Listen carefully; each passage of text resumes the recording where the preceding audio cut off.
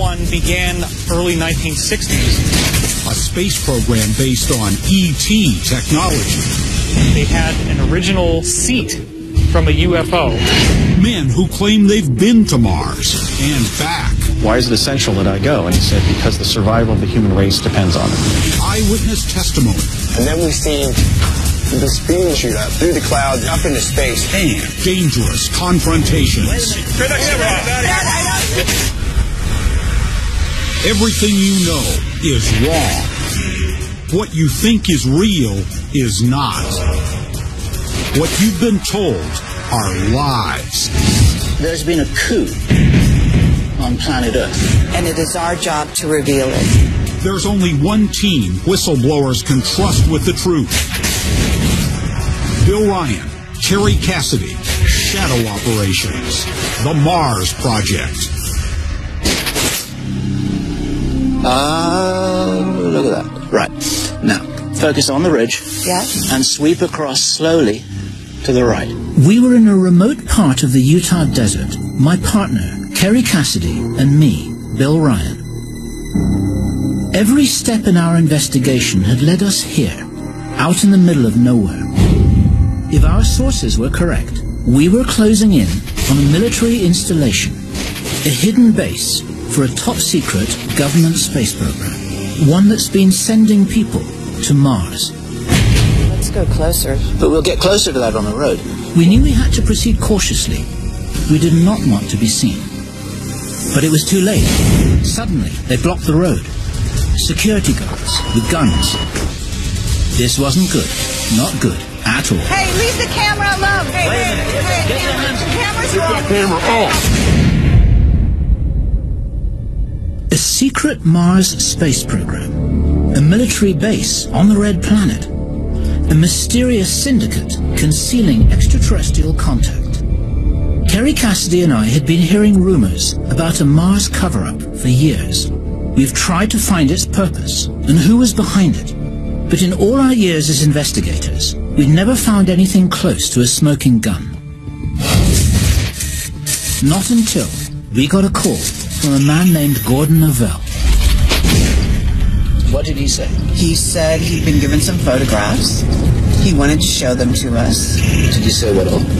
No, but he doesn't want to meet at his house. He wants to meet at an empty lot. So obviously he wants to avoid surveillance. Gordon Novell would know to take precautions. He's worked in government intelligence for decades. Here he is. Hey. Gordon Novell is said to be part of a secret group known as the Aviary. Insiders with high security clearance who share information on UFOs and ET contact. He wants this information out there, and he knows a lot of powerful forces want to keep it hidden.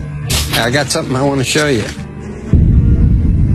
This is convincing evidence that there has been life on Mars. Wait a minute here. These are NASA photos, the best stuff that I've seen to date. We'd both seen intriguing photos of the surface of Mars before, but nothing like this.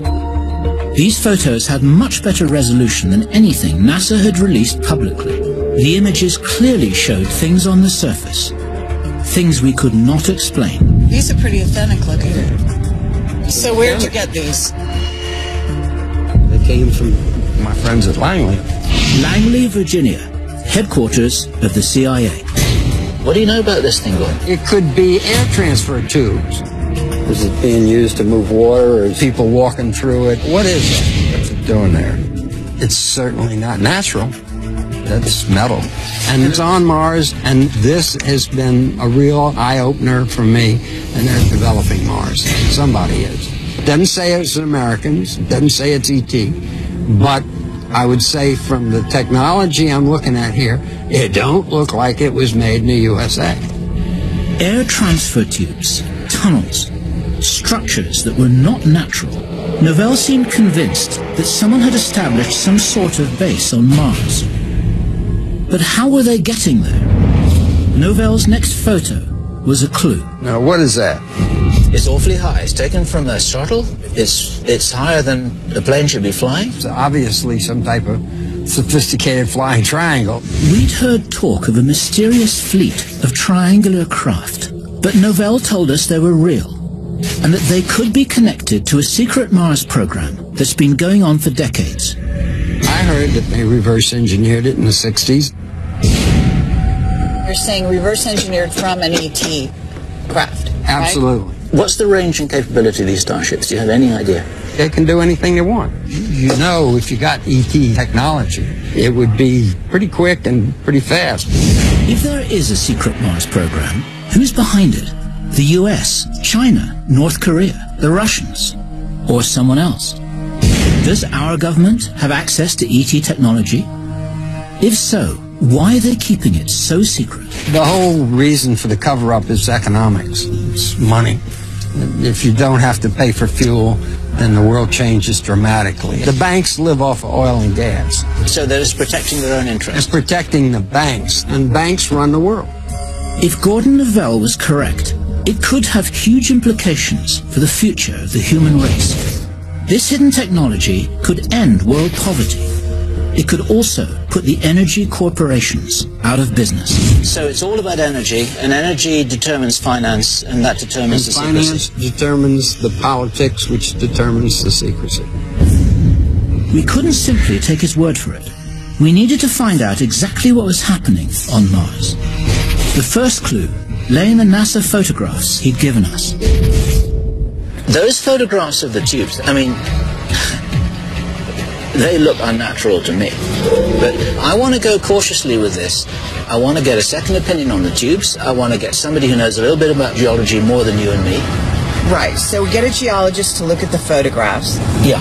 But are we going to tell him that they're on Mars? Are we just going to lay the photograph out and say, can you tell us what you think this is? Yeah, we shouldn't front load him, you're quite right. And geology is geology. The rules apply whatever planet you're on. So if the things aren't natural, they must be artificial. There's no other choice.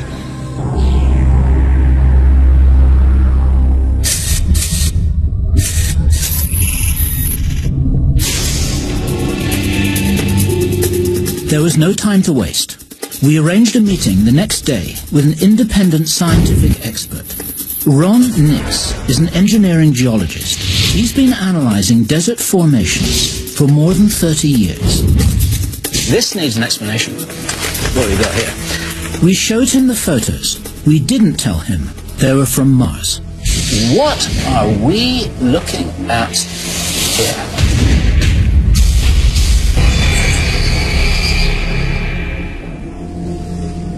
You could be looking at the desert, but in my experience, I haven't seen anything that looks quite like that. Take a look at these crescent-shaped features. Do they not have a higher reflectance in the surrounding stuff? As if they're made out of material that's not the same as this? This feature here, The bright spot, clearly has a much higher reflectance than anything else in that image. And you can really see it. Maybe it's an engineered structure. When I try to explain it with the principles that I'm used to, it does not look natural to me. Mars or not, Ron Nix would know a natural formation when he saw it. He said this wasn't natural. Well, let me ask you the question, where did you get these prints? we were given these prints by somebody who has significant insider connections. We were told that it's on Mars from NASA Originals. I mean, we're not trying to put you on the spot. No, it's okay. I mean, it's fascinating, but doesn't look natural to me. Okay. Thank you. So if the structures might not be natural, that meant they had to be engineered. But by whom? To answer that, we needed to talk to NASA watchdog and critic, Richard C. Hoagland. Hoagland said he'd meet with us, but we had to meet on his turf, the one place on Earth that most closely resembled Mars. So, Richard, what would explain these structures on Mars? Well, not only could there be extraordinary ancient ruins, but we could be launching human missions to Mars. thriving civilization on the red planet? Bombshell revelations from a Mars expert. What you see here, I believe, is a varied transportation system. Then, a NASA astronaut reveals shocking information about a secret Mars program. I was specifically appointed to go to Mars, but history got rewritten. We just lost the connection. And later, an eyewitness confirms the extraordinary capabilities of the triangular spacecraft. This craft can reach Mars in 33 hours.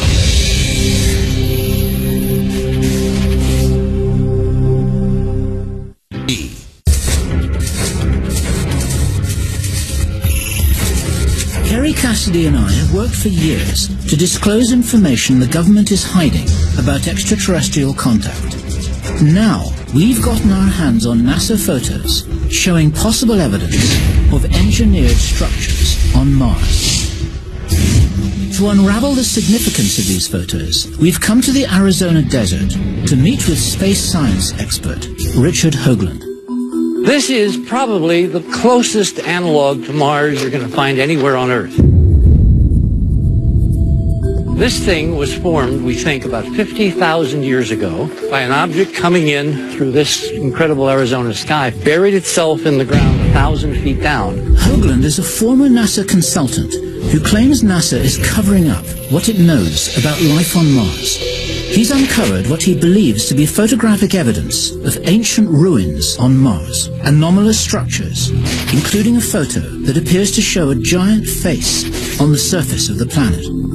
I've been looking at photographs taken by NASA, by the Soviets, for almost 30 years. If anyone could tell us what we're looking at, it would be him.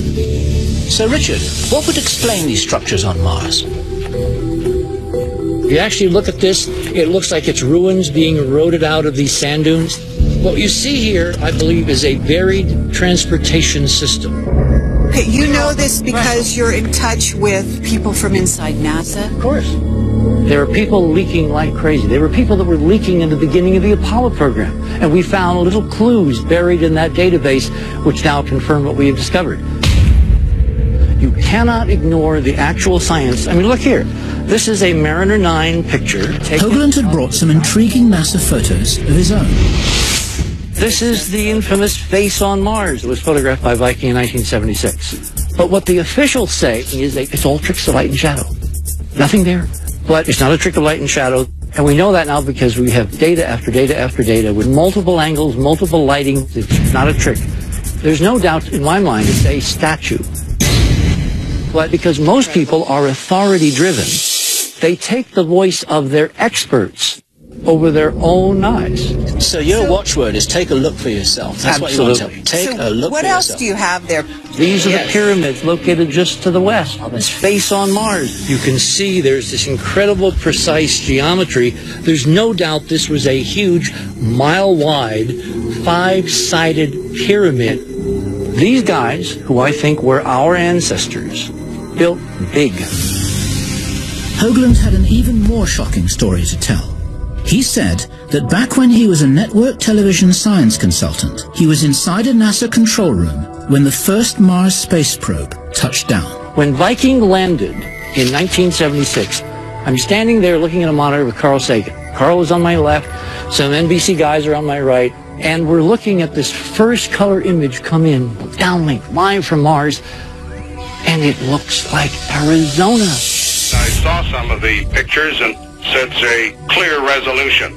Well, Mr. President, right now, all we're seeing is a landscape with maybe blue sky in the distance. Then, a few hours later, the head guys sent technicians around to tweak the red knobs on all the monitors in the entire lab. Certain individuals have the political power to keep all of us in the dark about our heritage. They started in 1976 by changing the color of Mars so it would never really look like what it is, which is apparently a lot like Arizona. An error was made. The Martian sky, the scientists now say, is pinkish. This is the first color picture of the Viking 2 landing site, proving that this area of Mars is red, just as the Viking 1 site was. So this corresponds to the real Mars. Look at the sky. It's not pink. It's baby blue. So NASA had gone to great lengths to hide the fact that Mars' atmosphere is similar to our own, able to support life. If someone's painting the sky... They all had to be in on it. And that would point to an even bigger Mars cover-up. Is it possible they've already been there but they haven't told us? That's part of what we call the secret space program. What's your personal view about that? A, it exists. B, they know a hell of a lot more than we know through NASA. And C, there's cover-up after cover-up after cover-up, not only in the NASA area, but in every area. Hoagland had shown us evidence of life on Mars and of NASA's attempts to suppress it. He's been tracking this for 37 years? He has watched the cover-up step by step with his own eyes. That's what's amazing. He was there in the control center when the original images, but he was there and he saw the color of the sky, and then they changed them a couple of hours later. That's amazing. But did this cover-up extend to secretly sending men to Mars? We needed another look at some recent history. What we did have back in the 60s were a manned mission to Mars being planned and then scrapped, right?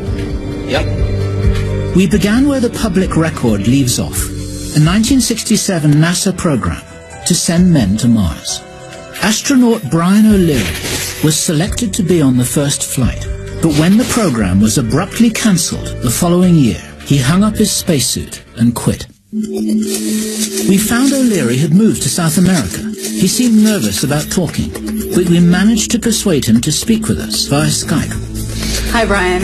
We wanted to find out if Mars was the reason he'd left his country behind. It was in '67, was it, that you joined up with NASA for their Mars mission program? Yes, I was specifically appointed to go to Mars, and the mission was to have taken place in the 1980s. But history got rewritten. In 1968, the Johnson Space Center announced that these Mars missions would be canceled. But your interest in Mars has continued. Oh, absolutely. The fact is, there may have been a civilization there once that was, basically was wiped out. NASA was recovering up quite a bit. In the past, Mars was certainly more Earth-like. There was liquid water there. We see the erosional features, dried up riverbeds, lakes. We may be looking at our own future by looking at Mars. Is there a reason why you're in Ecuador that might be linked to the cover-up? Yes, there are a number of reasons. I have had a history of being threatened, and many of the people who did try to do me in are still around. Prudence suggests that we just move here. Do you think that the secrecy extends to an alternative space program, that we have been to Mars but we're not being told about it? Well, reports suggest the answer to that might be yes. There are all kinds of secrets that are being held from us, such as Brian? We just lost the connection. Coming up, Bill and Carrie learn about a secret program to acquire alien technology. Apparently they had an original seat from a UFO. Then, jump rooms to Mars. The Mars Traveler shows where he took off. The United States government has had operational teleportation capability since 1967.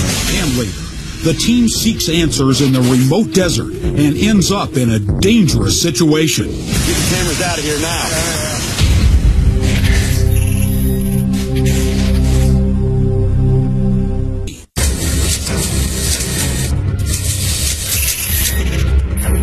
Former astronaut Brian O'Leary may have been about to confirm that the Mars program had continued in secret as a black shadow operation. There are all kinds of secrets that are being held from us, such as Brian? We just lost the connection.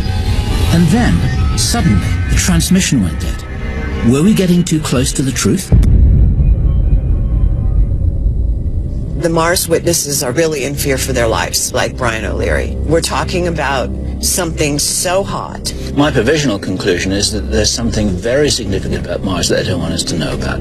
If they really have been on Mars since 1980s or even earlier, then what an incredible story to share with the whole human race. Why keep it secret? We decided to reach out to David Wilcock, a writer and researcher into UFOs and ancient civilizations, who has inside information about the possibility of a secret Mars program. Among his contacts are insiders directly involved with the so-called Montauk Project, a secret program researching the very nature of space-time. Phase 1 began, I guess, in the early 1960s. Apparently what had happened was that they had an original seat from a UFO. The UFO had crashed, and they had taken the seat out, and then they had figured out how to set it up to a power supply. All the energy that's in the chair, that's focused by the operator's mind, is then sent into this antenna. And there's this sort of shimmering area, and then you actually go to wherever the person in the chair thinks about. So if he thinks about somewhere, then there will be a portal that opens up that actually goes there. It sounded like Wilcock was talking about space travel through teleportation. I asked him where he'd gotten this information. An insider witness I've spoken to, I call Daniel. And he was telling you this was all real? Absolutely. He was an Air Force captain. He had a background in physics and engineering. But was he saying that they used the chair to travel to Mars? Is this what he's saying? Yeah. Daniel said that there was a mission to Mars and that they actually found ancient bases and that they're very extensive underground. Extensive ancient bases? Uh-huh. Yeah, we're talking hundreds of thousands of years old. You're looking at this dry, dead, red planet that at one time apparently was a civilization just like ours. Yeah, what happened to the ocean? Where did the oceans go? Well, that gets into Richard saying that the sky is not orangish, it's blue on Mars. So there must be atmosphere, right? Yeah, Mars was like the Earth. Can we talk to Daniel? He's very fearful. Daniel's in hiding. He doesn't even want to be in the public eye because he signed a contract that authorized lethal force in the event that he ever told any of this stuff to anyone. Could be his death sentence. If we can't talk to Daniel, who do we talk to? Andy Basiago claimed to have been to Mars, and Basiago might be the real deal. David's story was incredible. Could a secret government space program really be teleporting people to Mars? We needed to speak to someone who had first-hand knowledge of this. So, Andy, where are we going now? Can you direct us? We're going down south on Sepulveda here to Imperial. Andrew Basiago is a Cambridge University educated researcher and lawyer. He claims he was part of a program called Project Pegasus, a program that conducted experiments in teleportation. It was being carried out as a black project of the CIA. Basiago led us to a building near the Los Angeles airport, where he said the experiments took place. It's this building right here. There's been a major facelift to the building. I must say, this is not what I was expecting. So the big picture here. The United States government has had operational teleportation capability in which somebody can literally jump through a tunnel in the time-space continuum uninjured. Well, since 1967-68. I'm sorry to interrupt you, but how do you know this? I took 2 trips to Mars. Coming up, is teleportation actually possible? Teleportation does not violate the laws of physics. Then, the investigators find the shocking evidence that blows the Mars cover-up wide open. I don't think I'd ever forget that day. And later, a dangerous face-off with Black Ops security. Camera low!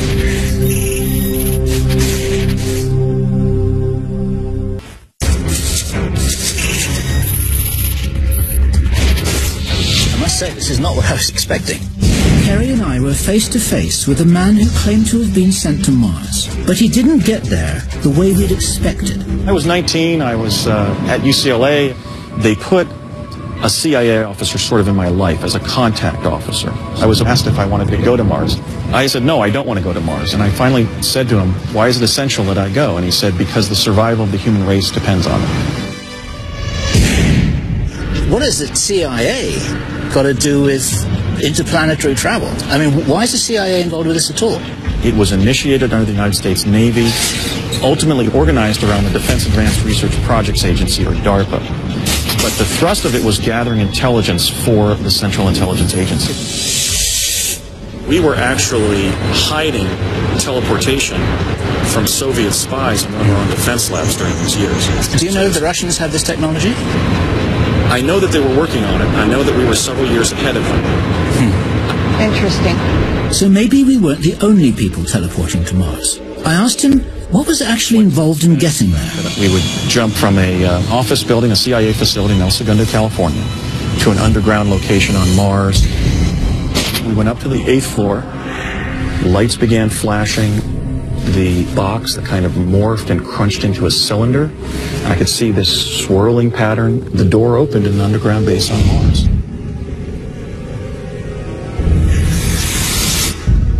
It looked like perhaps an underground cavern that the Martians had been using, that we had sort of built an infrastructure inside of. I encountered 3 humans from Earth during the first trip, and then in the second trip, we walked out on the surface and walked for about a half a mile and encountered one of the personnel from the CIA. But you're saying you walked out on the surface, so the surface air is breathable. Well, on the first trip, I walked out wearing my respiration equipment. But when I took my helmet off, it was somewhat difficult to breathe, but I certainly didn't begin hyperventilating. I was able to breathe normally on the surface. Was the sky blue? Yes. The sky on Mars is a pale baby blue. And the terrain isn't all rust red. I mean, it's predominantly rust red. I think the area on Earth that comes closest to what Mars looks like would probably be Sedona, Arizona. Basiago's description of Mars seemed credible, but his method of getting there, that was harder to wrap our minds around. If, say, you're teleporting from here to Mars, you've got a dynamic system that's moving around the solar system. Why do you pop out of Mars and nowhere else? I'm a lawyer and a writer, not a technologist. The science of that, I can't answer that. But clearly some form of hyperdimensional physics was involved because of the fact that it did do that. Since Andy couldn't explain the physics to us, we decided to speak to someone who could. Sean Carroll is a theoretical physicist, author, and university lecturer. He specializes in the Big Bang, dark energy, and extra dimensions. We reached out to him for some answers. Well, we're investigative journalists, and we're investigating hyperdimensional physics. Okay. Now, one of the things that happens is that we have people coming to us, sort of a little bit off record, some people will call them whistleblowers, and we have heard from multiple witnesses that macro-scale teleportation is an established technology. And is this plausible? It may be plausible that someday we can do something resembling what you would call teleportation. Is there investigation into teleportation at this time? Sure, people are discussing something that we call teleportation. That's sort of the atom-by-atom level, yes. But your point is that that's not transferable to the macro level. Is this certainly as a practical matter, it's not. But even as a matter... Sean Carroll said one form of teleportation on the micro level was taking place now. But that couldn't explain teleportation on the macro level, like sending a human being to Mars. So you're saying that Scotty can't beam us up just yet, right? Maybe someday. Physicists always stress the difference between things that we don't know how to do and things that violate the laws of physics, as we understand them. And teleportation does not violate the laws of physics. It's what physicists call an engineering problem. If only we could learn how to do it. Sean Carroll had confirmed that teleportation was theoretically possible. I had one last question to ask him, one that might explain how it could be happening now. What if there was an extra dimension beyond the usual 4 of space and time? Imagine that this concrete pathway here, this is 4-dimensional space-time, which we will live in every day. If there was a 5th-dimensional wraparound, some people call it hyperspace, some people call it subspace, what mathematically would prevent stepping into that space, moving in that space, which doesn't take time because time's over here, and then reappearing in a different location in the world line? What we know is mathematically we can easily create scenarios just like that. But to do anything like move a macroscopic person into an extra dimension would require far more energy and far more technological capability than we have now or will have for the next couple centuries at least. It would take us several centuries to develop this technology on our own. But what if we had help? What if we had a prototype to work from? One that had come from another planet. Coming up, Bill and Carrie are on the verge of a major discovery. There's several vehicles right here all of a sudden. Oh, my God. But will they make it past the Black Ops forces? They're watching what we're doing. These guys are tracking us every inch of the way.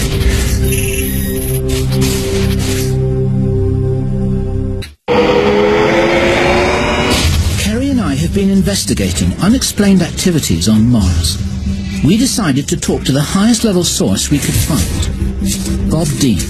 Only he could help us put the pieces of this puzzle together. We really need your input.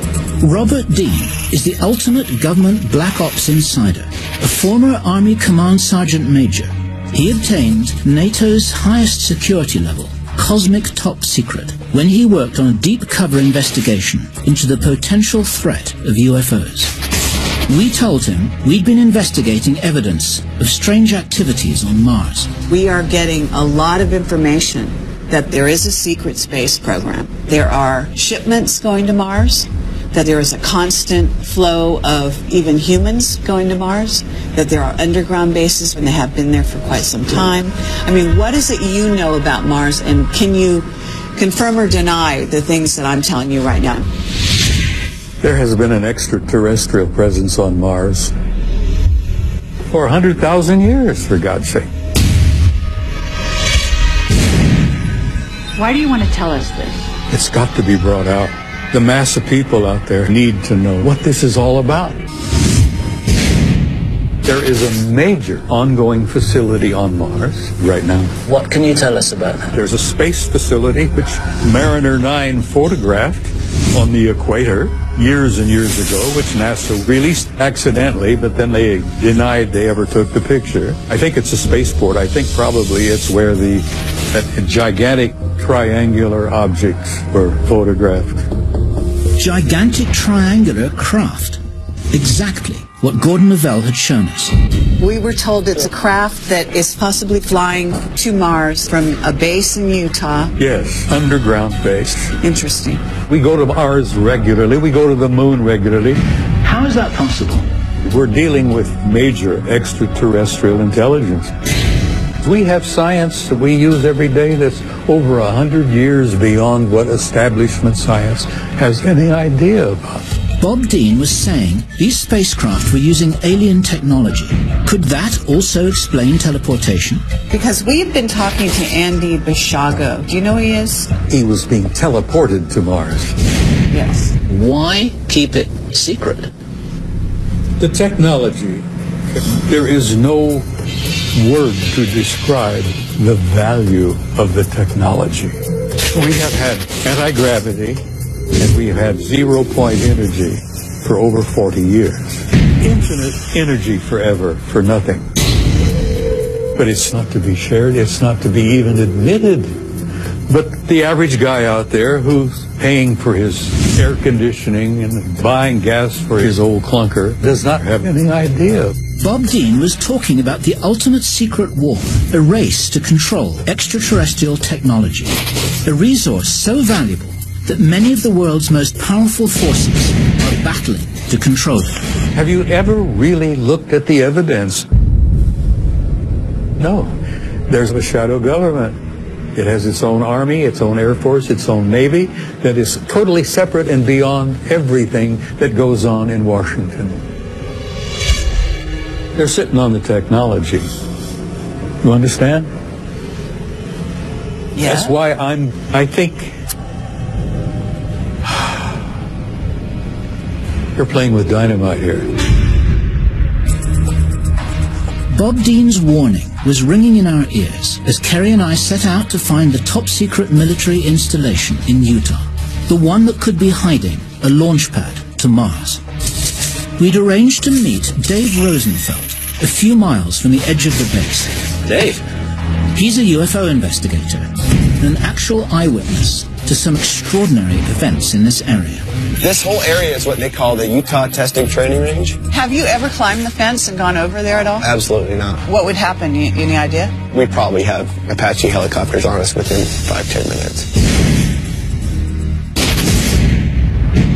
What is really going on here? One night we were out here and we heard this crackling noise. And we could smell ozone in the air, like something burning.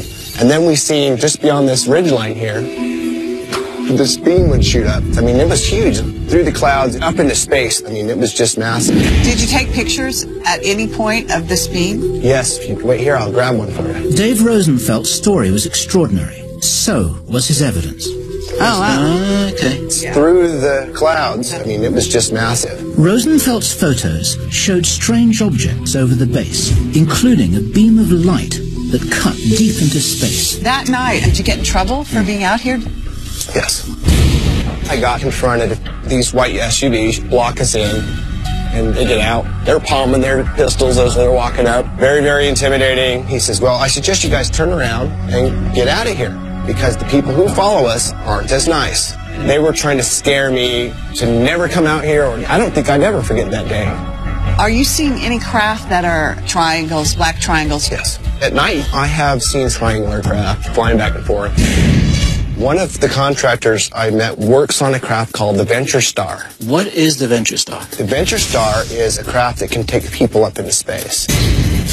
He says that this craft can reach Mars in 33 hours. Then we showed him the photo that started us on this quest. Have you seen that before?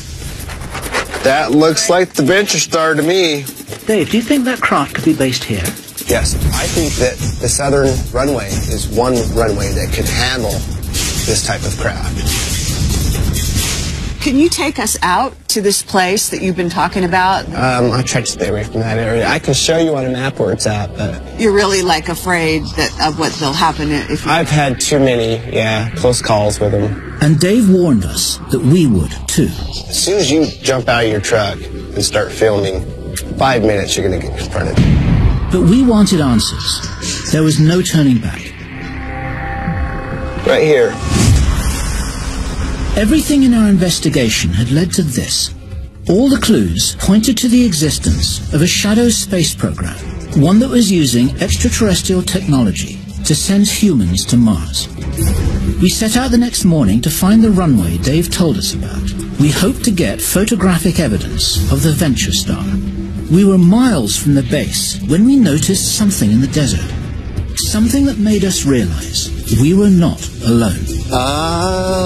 Look at that. Focus on the ridge. Yeah? And sweep across slowly to the right. That's that dust thing right there. That's a car riding on the dust, right? Correct. That's how you tell when a Humvee is coming towards you at 60 miles an hour across the desert.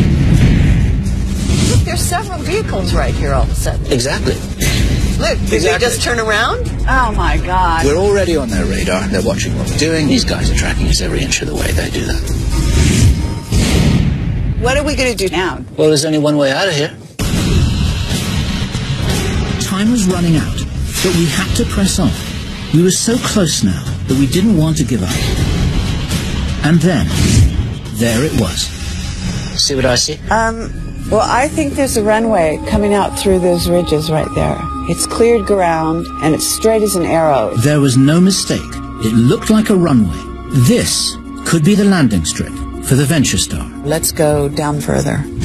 We told the camera crew to be prepared for the worst. Guys, what my suggestion would be is if you're stopped, don't give them the real cards, don't give them anything that we're actually going to need. Give them the stuff from the test shoot that we did the other day. We don't need it. Despite the risks, we needed to get to that ridge. We were closer than ever to getting evidence of the secret Mars program. Okay, so there's the ridge. We're very, very close. Let's not go all the way over it. Let's stay hidden. I'm not sure how much further I can go here. Jeez. Look what we got here. End of the road. Suddenly, we had company. Military security. Yeah, they look pretty serious. Now I'm actually concerned. You should be. You should be. Let's talk to them. Cam, back in the car. Get those cameras out of here. Get those out of here. Camera alone. Hey. You guys need to get in the car now. Get in the car. Hey, turn that camera off. This is Can you tell us? area. Get those cameras out of here. Hey, leave the camera.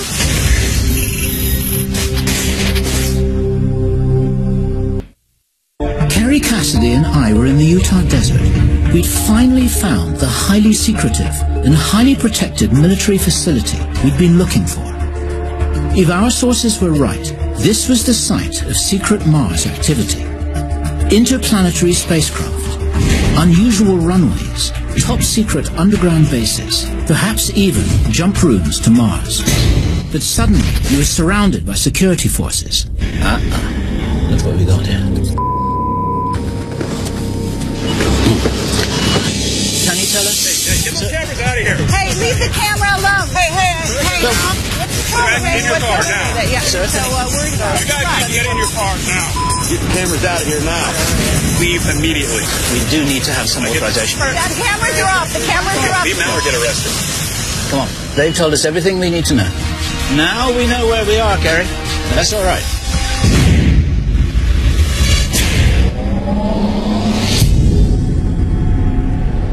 People don't behave like that for no reason. They wanted us out of there now. They wouldn't answer any questions. They didn't even tell us whether they were reporting to the military. They didn't have any insignias on their clothing or their car. There's something going on there they don't want people to see, and they were there to prevent us from going any further. They came at us at exactly the right spot, just that little ridge. We get run off the place, and that's enough to tell us that there's something worth hiding. What we're really talking about is Mars, and what this investigation has revealed. Brian O'Leary told us that when we're looking at Mars, we may be looking at the future of planet Earth. But there's something about Mars which is not just focused on our potential future, but it seems to be linked to our past. There has been an extraterrestrial presence on Mars for 100,000 years. We've got craft going back and forth that's using some kind of special technology. I have seen triangular craft flying back and forth. When they're taking lots of people in cargo, they obviously have to use a ship. We go to Mars regularly. If they have an individual, they can go into a jump room. We would jump from a office building to an underground location on Mars. What we've got is a range of puzzle pieces, and some of them fit and some of them don't fit. But the ones that don't fit are so interesting that we can't throw them away. We have a shadow government that is totally separate and beyond everything that goes on in Washington. What is the reason for the secrecy? There is a war going on here on Earth that is an unseen war. The idea of going to Mars, the idea of teleporting to Mars, the idea of having an advanced spacecraft, why not share that with the world? There's got to be an answer to that question. And the answer to that question has to be so important that none of us are permitted to know.